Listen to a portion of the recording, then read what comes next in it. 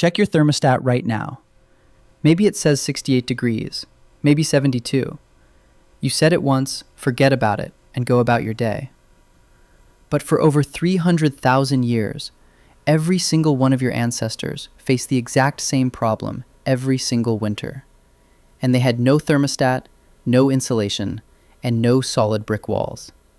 They had just their bare hands, animal bones, and a cold so brutal it would kill a modern human in a matter of hours. So how did they not just survive, but thrive? The answer is not what you think, and it will permanently change how you look at your own home. Let's start with what the cold actually felt like. We're talking minus 40 degrees Fahrenheit on the Eurasian steppe. Not the temporary chill you feel walking from your house to your car. The kind of cold where exposed skin begins to die within minutes, where breathing hurts, where the freezing wind doesn't just chill you, it hunts you. A modern human dropped into an Ice Age winter without preparation would likely be dead before sunrise. The popular image in documentaries is always the same. Shivering cave people hunched around a small fire, barely making it through the night. But archaeology tells a completely different story, a story of brilliant engineers. Here is the first thing archaeology got wrong about your ancestors. They mostly didn't live in caves. At Castro in Russia, dating back 800,000 years, researchers found circular depressions dug into the earth up to 8 feet deep and 12 feet across. These weren't natural formations. Tool marks left in the soil prove they were deliberately excavated to those exact dimensions. Your ancestors didn't fight the bitter cold. They went right below it. But the real sophistication came later, at Dolni Vestonice in the Czech Republic, 26,000 years ago. Archaeologists uncovered winter shelters with walls built from multiple, distinct layers, each one serving a precise thermal function. The innermost layer was animal hide, with the fur facing inward to trap warm air directly against human bodies. Outside that layer, they packed dried grass and moss to wick moisture away. The outermost layer consisted of woven mats made of reed and bark, wind-resistant but breathable enough to let interior moisture escape before it could freeze and destroy the structure from within. This wasn't primitive guesswork. This was deliberate, layered thermal engineering. It is the exact same principle behind the insulation packed inside your walls today. Modern construction uses vapor barriers, insulating foam, and weatherproofing. Your Ice Age ancestors used hide, moss, and bark. The materials were completely different, but the physics were identical. Now here's where it gets extraordinary. In Ukraine and Russia, at archaeological sites like Mammoth and Kostenki, researchers discovered something that stopped archaeologists cold the first time they saw it. Houses. Not temporary caves, not simple windbreaks, but actual engineered buildings built entirely from the bones of woolly mammoths. Picture this: massive mammoth skulls, each weighing over 200 pounds, used as heavy foundation blocks. Long, curved tusks arranged into interlocking, dome-shaped frameworks. Hundreds of smaller bones filling the gaps to provide structural support. The whole structure was covered in layers of stitched mammoth hide, thick enough to block the wind and shaped precisely enough to shed heavy snow.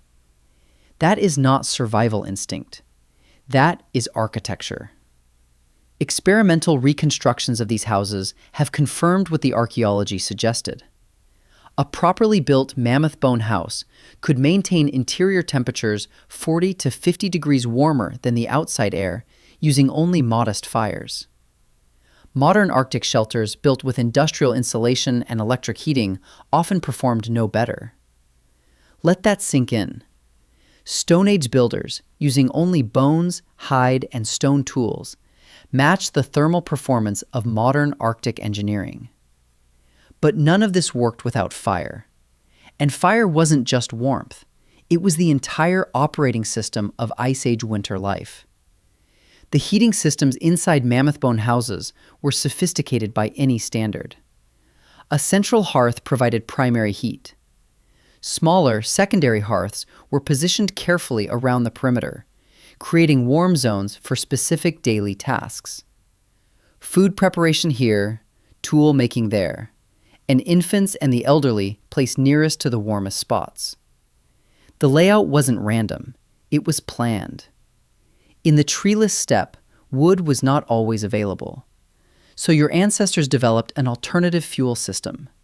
Dried and prepared mammoth dung, and bones processed to maximize burn efficiency. Chemical analysis of hearth residues shows these fuels were deliberately treated, not just thrown on a fire, but engineered for specific heat outputs. They were not burning whatever they could find. They were managing fuel like a resource. And then there was ventilation. This is where modern Arctic engineers are genuinely impressed. Without proper airflow, moisture from breathing and cooking builds up inside any enclosed shelter. In sub-zero temperatures, that moisture freezes and the structure fails from the inside. Archaeological evidence at Kostenki shows carefully designed airflow systems. Small openings near ground level pulled in fresh air, while larger openings near the apex allowed warm, moisture-laden air to escape safely. Now, here's the part most documentaries skip entirely. What happens inside these shelters after the sun went down?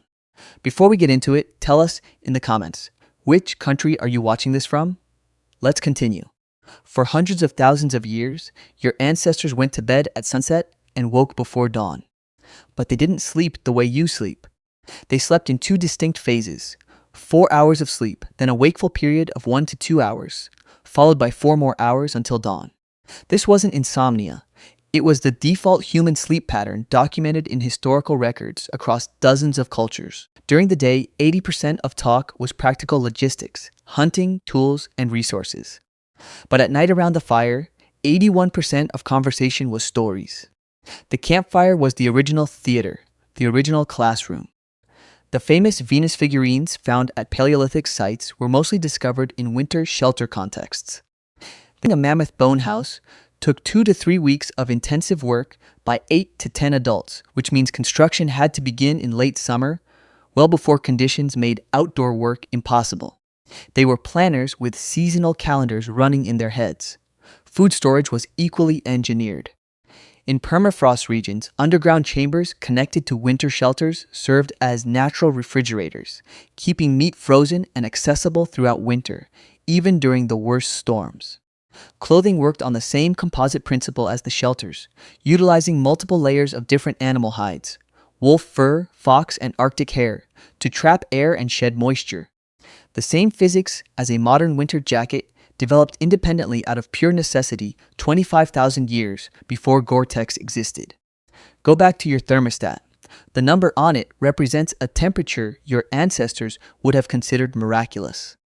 Every warm night required weeks of preparation, months of planning, continuous physical labor, and an engineering knowledge so precise that a single mistake could mean a family frozen before dawn. You didn't invent warmth. You inherited it from the most ingenious engineers who ever lived, who had nothing but cold, time, and the refusal to die. The next time the cold comes and you reach for that thermostat, remember what it cost to get there, and understand for the first time how extraordinarily rare it is to be warm.